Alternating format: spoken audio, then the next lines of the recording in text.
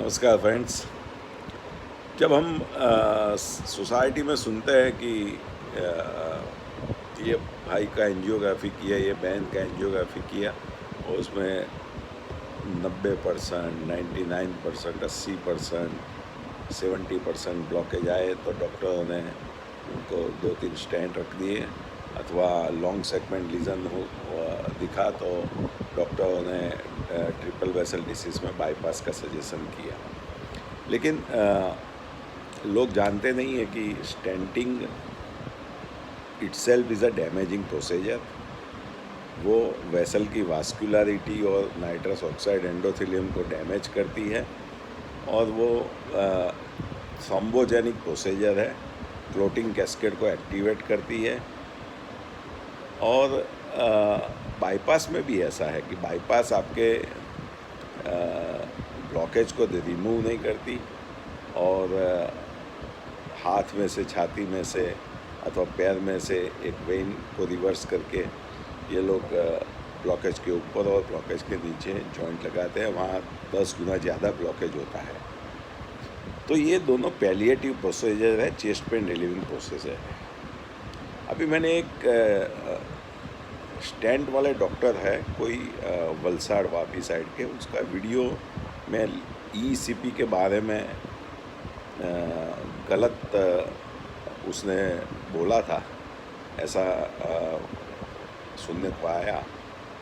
तो मैं उसको चैलेंज करता हूँ कि एक पेशेंट है, उसको ट्रिपल वेसल डिसीज़ है अथवा 70% के ऊपर ब्लॉकेज है अथवा 100% भी ब्लॉकेज है, तो 100% ब्लॉकेज में स्टेंटिंग सक्सेसफुल नहीं है।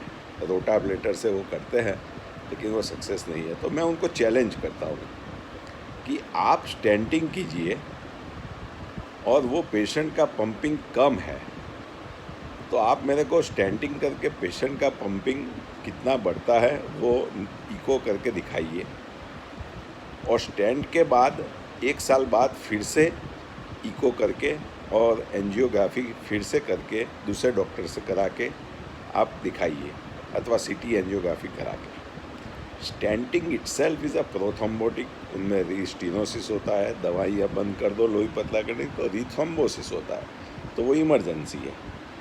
तो ये लोग इतना डर गए ईसीपी से कि वो अनाप शनाप बोल रहे हैं ईसीपी के बारे में। ईसीपी नो डाउट मशरूम की तरह, जेम्स स्टेंट मशरूम की तरह सेंटर्स खुल गए और लोग लगाते हैं, ऐसे ईसीपी में भी बहुत सेंटर्स खुल गए। तो ईसीपी को ट्रेन डॉक्टर से लेना जो आपका पैरामीटर्स को देखे, इन्फ्लेशन डिफ्लेशन प्रॉपर मैनेज करे, एरिथमिया मैनेज करे।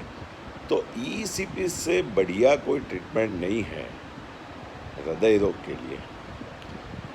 ईसीपी रीवास्कुलराइजेशन करेगा, हर एक प्रोसेस का काम है रीवास्कुलराइजेशन करना। स्टेंट भी रीवास्कुलराइज करता है, लेकिन वो छोटे सेगमेंट में, छोटे एरिया में रीवास्कुलराइज मीन्स ब्लड फ्लो बढ़ा सकता है। बाईपास सर्जरी भी रीवास्कुलराइजेशन प्रोसेस बोली जाती है, लेकिन वो जो भाग में बाईपास किया उतने भाग में रीवास्कुलराइजेशन होता है। ईसीपी अकेली यूएसएफडीए अप्रूव प्रोसीजर है जो पूरे हार्ट में lateral, anterior, inferior, posterior, apical region, सब रीजन में रीवास्कुलराइजेशन करती है। मायोकार्डियल डिफेक्ट्स कम करती है, कोरोनरी परफ्यूज़न बढ़ाती है, मायोकार्डियल परफ्यूज़न बढ़ाती है, natural growth factor, vascular endothelial growth factor, nitrous oxide का सिक्रेशन बढ़ा के नई नई वेसल्स डेवलप करती है और डोरमेंट वेसल्स को खोलती है प्रेशर से, शियर स्ट्रेस से। एंजियोजेनेसिस और आर्टेरियोजेनेसिस से नेचुरल बाईपास होता है, ब्लड प्रेशर कम होता है, कार्डियक हाइपरट्रॉफी कम होती है, पेशेंट का पंपिंग बढ़ता है। और स्टेंट में क्या होता है, स्टेंट में एक सेगमेंट में, छोटा सेगमेंट में बलून डाल के स्टेंट डालते हैं।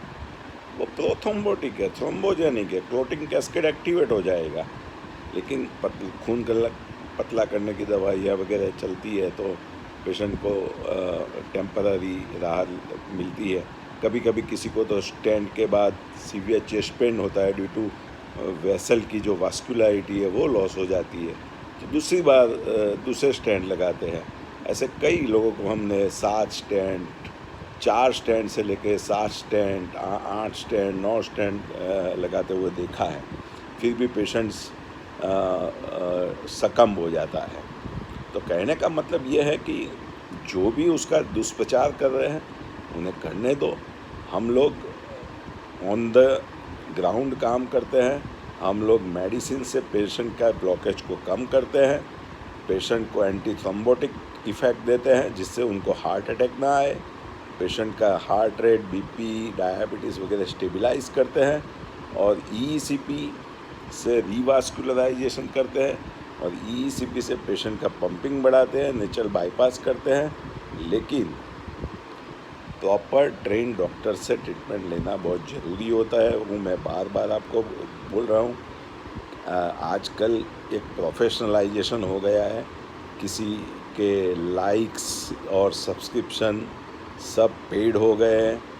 कल ही मेरे पास एक भाई का व्हाट्सएप मैसेज आया कि आपको यूट्यूब में और दूसरे सोशल मीडिया में सब्सक्रिप्शन बढ़ाने हो तो 100 सब्सक्रिप्शन करने का 1000 रुपया, और आपको लाइक्स बढ़ाने हैं तो कुछ उसका रेट्स अलग था। तो ये सब प्रोफेशनलाइजेशन पे चला है सोशल मीडिया।